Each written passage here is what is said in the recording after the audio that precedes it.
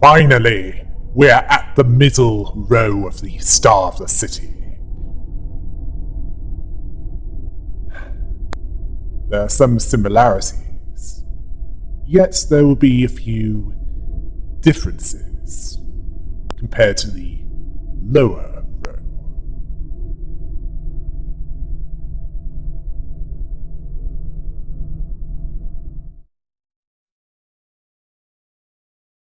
Next, we have the Index Proxies. Now, we've seen them before during the Index Proselytes lore section. This one focuses on the proxies of the Index.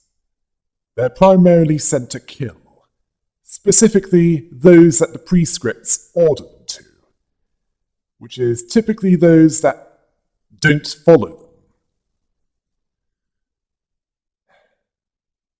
They previously sent the proselytes into the library, which got them killed. Now, at this point in the story, we catch the Index Proxies in the middle of skewering more than 193 FUM affiliates. One Soldato even questioned how they could do this so close to the finger bow bell.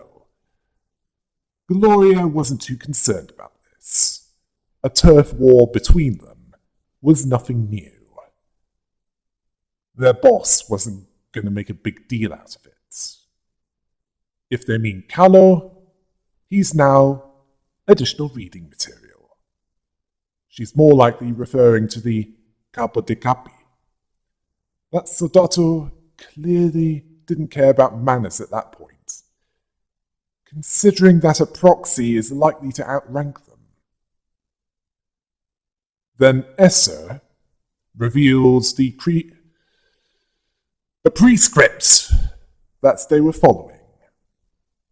Remove the limbs of all the FUM personnel still remaining in the nest, and hang their bodies on skewers. Ooh, even Vlad the Impaler wasn't that harsh. And it's his particular brand of justice that gave him his reputation. Then the capo that was still alive criticized the fanatics, those blind and deaf to anything but the prescripts, those that obeyed them without question, failing to comprehend how they can follow orders seemingly from nowhere.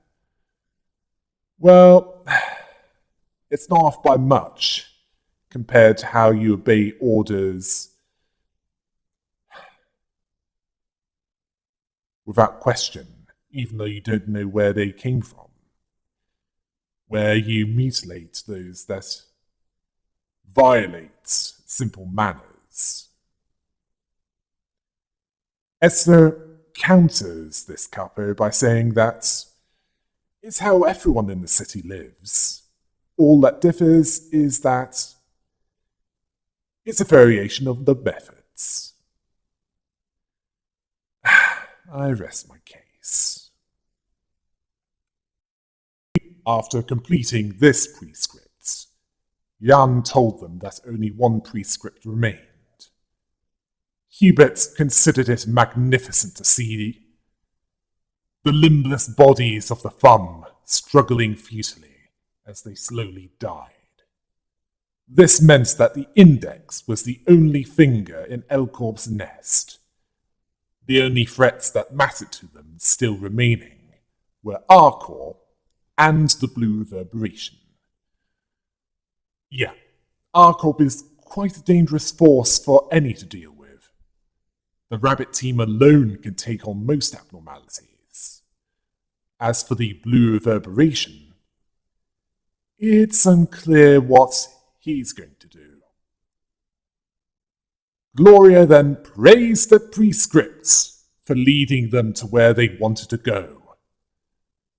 Jan told them that they're just meant to be followed. He didn't see why they should have more meaning or sentiment than they need to. Gloria didn't like those words, especially as he was barely alive when they found him. As Callow and his couples, they really did a number on him. His lower jaw was destroyed. They also removed his tongue and eyes. Okay, now, the tongue I can understand, as he of a sotocapo, but why the eyes? And even the jaw, was that for causing physical harm to a superior? Telling him that he has his head right up his self-important trashing his office? Well, the removing of the lower jaw likely involved interrupting a superior, based on part 1 of the thumb.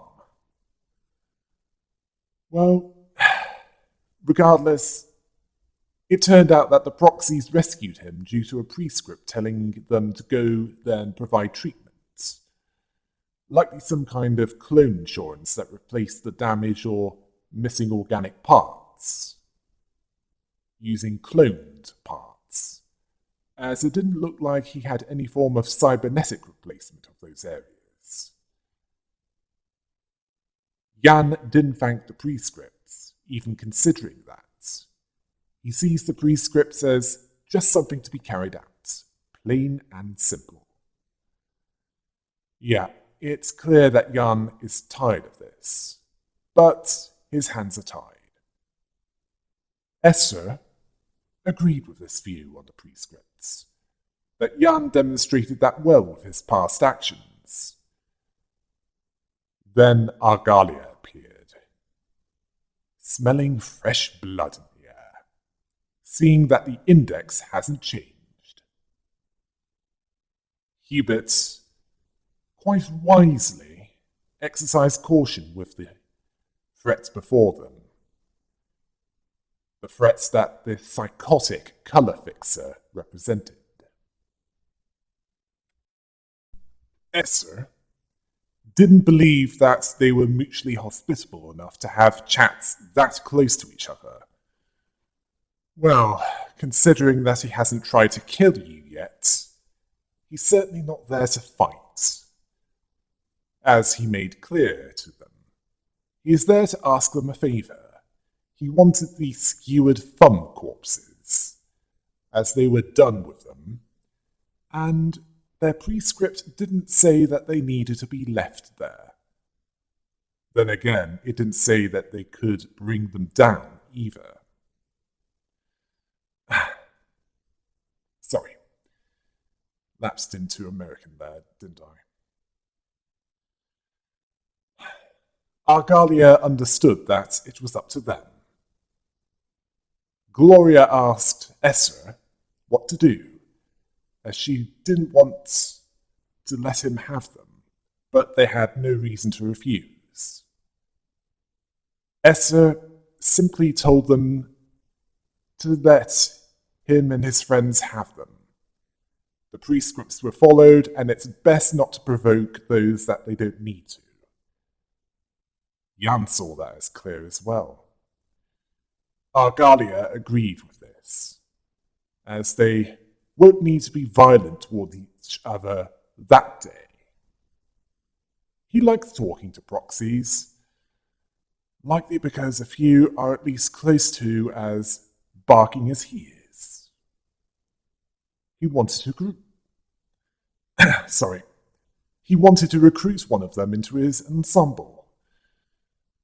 Hubert told him that he wanted nothing to do with that, and he also told Argalia to stop what he's doing while he still has the option to do so. Argalia believed that they'd like what he has planned once they heard it. Argalia, I think you're confusing them for those that are completely outside reality, which is what you are. He then decided that they needed to take them down while they're still fresh.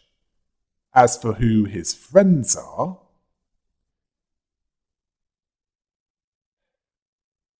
That included Tanya, the Deloup, sorry if I butchered the pronunciation, which we've already met during the Kumo clan. Yeah. That from subsidiary, the Kumo clan, which she had a one-sided fight with. Then we have Bremen, a distorted mess of the remaining former musicians of Bremen. Woof, Hee-Haw, and Doodle-Doo. Now 3 animal heads with one body that can't seem to speak in a human language. They just make animal noises. There was also a huge muscular abnormality that King Shark from the DC universe would probably go on a date with. This was Greta, one of the 8 chefs. There really is no escape from that backstreet, is there? As for the conversation, I can only speculate what Bremen was saying, as it's similar to how it works with Wookiees and others speaking in a language we can understand.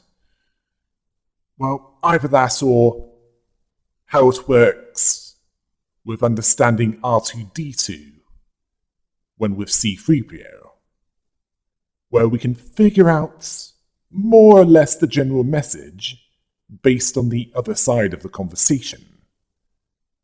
Bremen was, well, they seem to be saying, "He's giving us the detail again, isn't he?" Tanya replied that they were right, that Argalia always seems to dump the tedious chores on them. Greta, on the other hand, was enthusiastic at all the meat skewered on sticks. She smells them, and not just the blood. I'm surprised that she isn't going into a blood-crazed frenzy at the fine brochettes with a delicious smell.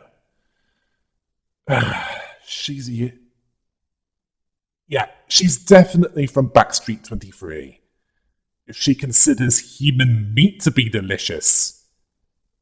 She even considered spreading a mix of soy sauce and ground garlic on them and grilling them. If the writers of this part intended to gross us out, mission accomplished. Even by this world's standards, this is grimdark. She asked what Mixerface had to say about that.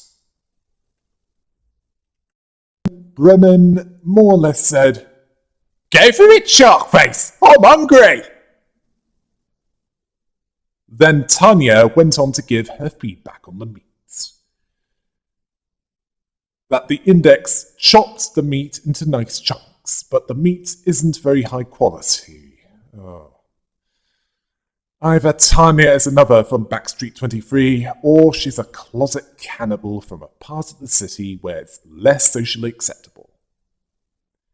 Then Argalia told them that they were needed for other things, likely for Jaehyun to make puppets out of. He'd let them keep 2 or 3 if they're all in mint condition. Greta believed that the puppeteer would allow that, when she told him that she was going to make mind-blowing cuisine out of it. More like vomit-inducing. Tanya was looking forward to the barbecue party. It had been a while since any of them had had that. Hubert criticised them, as they were quite loud for keeping others waiting. Argalia apologised for this, as they get on too well with each other. Esther then threatened Argalia that as long as the blue reverberation had chosen to roost in that nest, he and his minions risked their guts being spilt one day. Esther, the odds are against you, as, well,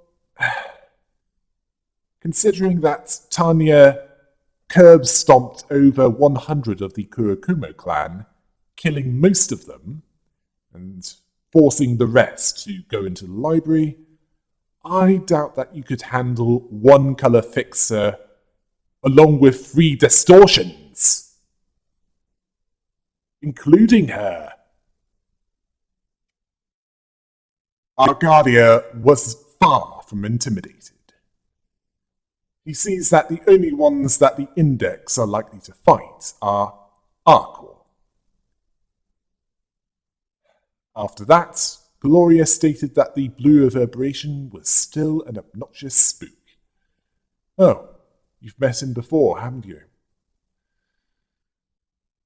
Well, Argalia understands what Esther does. They can't act against him. Not unless the prescript commands them to, or if he attacks first. He then asked Jan about the next prescript. Jan then handed Esther that prescript, which ordered the 3 proxies and their proselytes to enter the library. Gloria seemed to relish that prospect.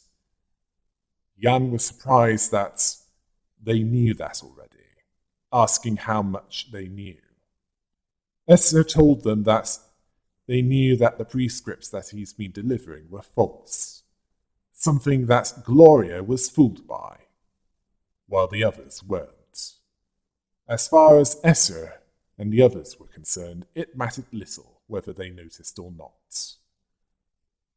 Jan then asked if they knew that the prescript,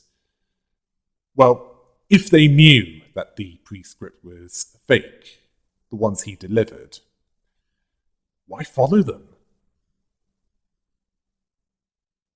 The war against the thumb and the suicide mission into the library, they were a consequence of that. Esther replied that he simply followed the prescripts, specifically one that said, carry out every prescript delivered by Messenger Jan. Much to Jan's surprise, that the prescripts saw his deception coming. According to Esther, every force and action of theirs is within the boundaries of the prescripts. But what if it involves someone that didn't know what they'd do next, never mind anyone else? Well, that's not really relevant at this point. Gloria didn't understand why Jan did this, although Hubert didn't see it as a betrayal, as all that mattered was if one carried out the prescripts or not. The reason why Jan did this was he's sick and tired of that. The prescripts cost him many things, which were abandoned and neglected because of them. Family and friends were killed. He stole from others, and also looked the other way with all the gruesome and obscene acts. He knows that the prescripts had to be carried out, but the guilt was just too much for him. This is considering that the prescripts apparently guide the Index to the right path, and he was questioning if they truly did so for him personally. He resented the prescripts. They filled him with a sense of loathing. Then he was given a prescript which made him a messenger, which made his loathing greater. So he made fake prescripts, as a way of showing his will and defying the Index. The prescripts, after he found out about Esra's, revealed that they had been made legitimate, and as a consequence, his efforts were rendered worthless. He then asked Escher if this was not done out of his own will all along. Escher told him that it didn't matter either way. All that mattered was that the prescripts were followed, and that the latest one told them to go into the library. Escher asked if free will truly existed in that city. He then ordered the Index Proxies to enter the library, having already acquired an invitation. Jan was confused as that order to head into the library was made up.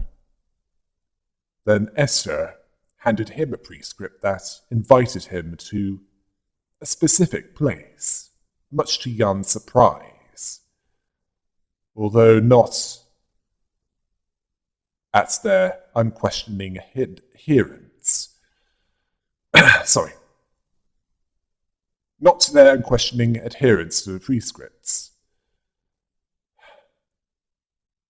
They'd follow the prescripts anyway, even if it told them to die on the spot, or worse, to attack the freak show of Argalia, barefisted and naked. Which is slightly worse, as it'll mean that Greta will have them prepared and served for dinner. Escher told Jan that they would do this if the prescripts told them to. Yep, Yesod was right. They are lemmings willfully jumping into a fire pit. Upon watching this, Angela asked what the blue reverberation was up to.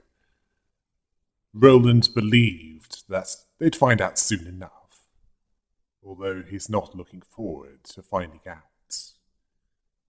Noticing that the blue sicko has some new recruits, he recognized Tanya, but the other two were new to him.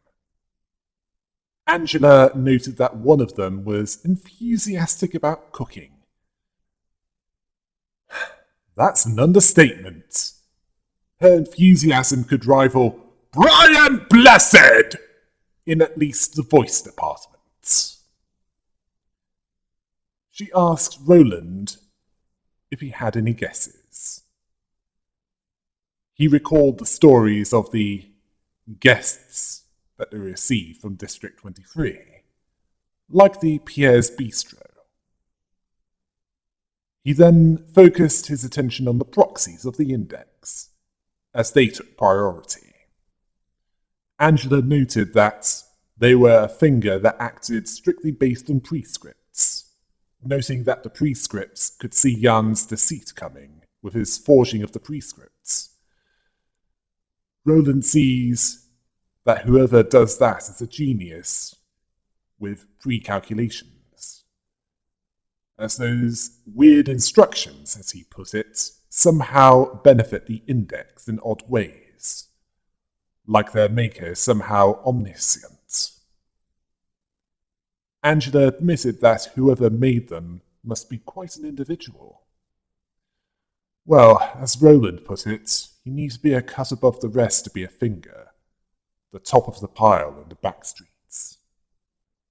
It also helps that it's hard to know where to strike when you don't know where the source of their power is. But it doesn't make those zealots any less insane, at least in appearance. Angela didn't seem to like this.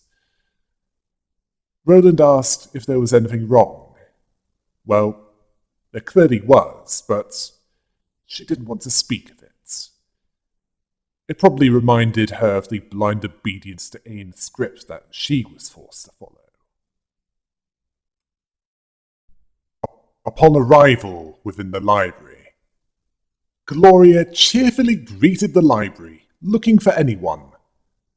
Hubert considered that unnecessary. Angela then appeared to greet them. Gloria interrupted her mid-greeting to remark that she's a human. Hubert wasn't so sure. Angela didn't see it as relevant at that point, largely because the change isn't complete yet. He observed that the pale librarian was supposed to be a machine. It appeared that their information was out of date. Gloria compared her to a Liger. Now, why does that make me think of a movie from the 1990s? An awkward freak existing in the city. Gloria, have you looked in the mirror lately? You look like something that Aperture Science would make if they were actually competent. She noticed that Angela was getting annoyed by this, and acted like a troll to her. Angela got to the point and told them to overcome the ordeals there and fight for the rewards, directing them to the door that they need to go through in order to enter proper. Apparently, to Hubert, she's calmer than their intelligence suggests. Clearly, she's learned to be more patient. Escher told them that they needed to enter the library as the prescript dictated, telling them to get on with it. The proxies and their proselytes followed their prescripts to their destruction. The leader of this group of proxies is Escher. He wields a light one-handed sword and is fanatically loyal to whatever the prescripts orders him and any others around him to do. He's also in charge of determining what's the correct interpretation of the prescripts are, to make sure that they're followed in a way that is considered acceptable. As for prescripts, all it needs to make them is a piece of paper that's stamped with a seal of the Index. That's all that matters to make them valid, even if it didn't come from an official source. He'd ask, what's to stop people from exploiting this? Well, for a start, it's not easy to forge the seal of the Index. It's that complicated. And it takes insider knowledge to do so. Sadly for those trying to cheat the system knows. This includes whether the prescripts are followed or not, or if someone has been fabricating them. The will of the prescripts and the city will know. Why aren't they punished? Well, unless a prescript is sent that orders that to happen, they won't be. It's why Jan's false prescripts were followed, because a prescript was sent to follow them. Or rather, told the ones that it was sent to follow them.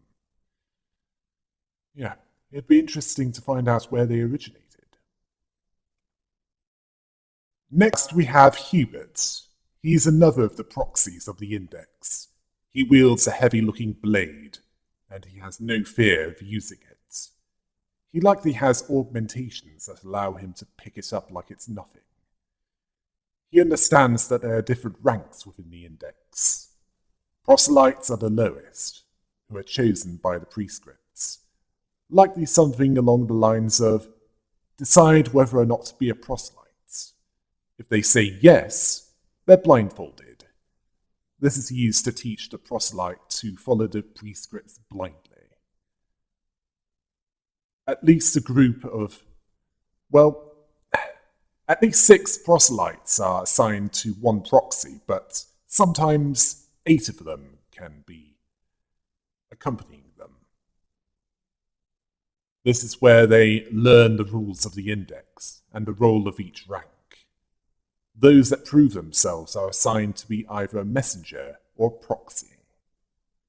Messengers deliver prescripts to those that they're addressed to, and the proxies deliver death to those that either threaten the index or violate the prescripts. And the occasional deserter upon promotion. Upon promotion, they can take off the blindfold and are given a weapon. The prescripts are a predetermined path. The proselytes can't refuse any, although they can choose to decline it and even quit at any time. The prescripts are unpredictable.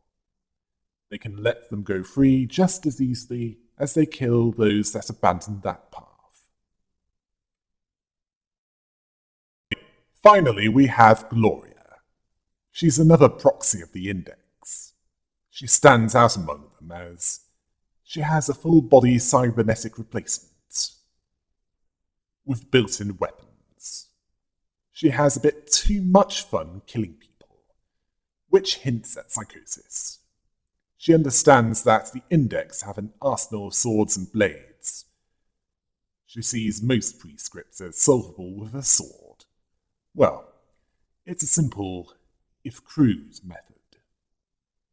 The only theory why they used such a weapon is possibly because of the oppressive aura that makes them look more serious.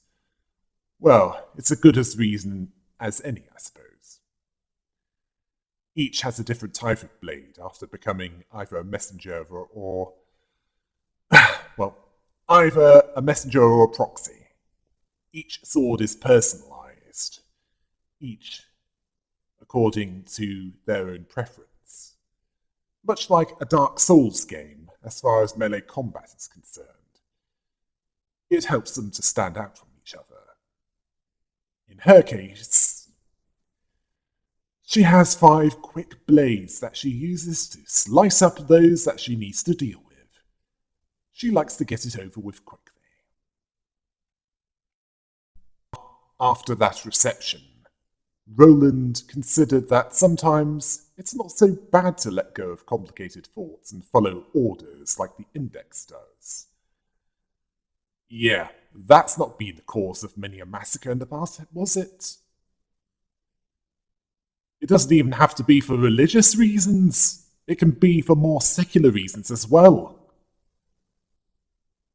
Angela sees it as not much better than being dead, due to the mindless way they perform tasks given to them. She sees the Index as walking corpses. Free will is something that they respect about as much as an authoritarian ruler would respect free elections. Roland has personal experience with performing tasks as given, and not just because it was his day job. Angela sees that the main difference between the two was that they were working hard to get out of there. They're not doing this mindlessly or aimlessly like the Index were. As for Jan's efforts, they failed miserably. This surprised Roland as Angela used to berate that hard, calling those that follow the prescripts as pathetic, asking if she's changed her mind about that.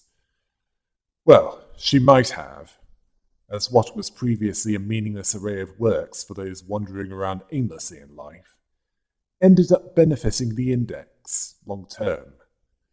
Well, the timing was perfect as they attacked the fun in Elcorp's nest right when Carlo and his capos disappeared, causing enough chaos within the hierarchy to weaken that finger. The prescripts also saw Jan's actions coming, and so an invitation to Escher, which would allow him and the proxies and their proselytes to enter the library, appeared, as if it was meant to happen. Roland saw that Whoever was doing this was seeing perhaps 3 steps ahead. Angela saw them as having the appearance of zealots wasting their time and lives. But this was due to not enough info on them. She asked Roland if the prescripts were as omniscient as they were made out to be. He doesn't see it as something that mattered, even though they should be unnerved by them. Whether they came from a grand entity or a big ball of nothing, they shouldn't be treated as a religious text to be followed to the letter, even if what Jan has done was done out of the city's will. It doesn't matter, as there's no way for him to know that. Roland considered his emotions to be his, and that was something he could be certain of. Angela thanked him for putting it that way. Roland was curious what Jan was doing. Angela observed that he was invited by a prescript somewhere. Roland wanted to know where he was going. Now, if that was a TV series, it'd say, "To be continued," before the credits rolled. Angela observed his interest. Roland hoped that Jan might lead them to the source of the prescripts. Angela stated that there's no guarantee that he'd be the guest, so it's possible that they won't see it.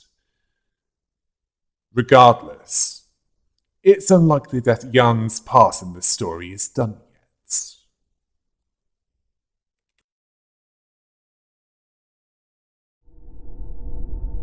I had something planned for after this, but it'd drag on too long, so to make it up to you, I'll have that and something else in the next video. Until next time. Hail the rabbit!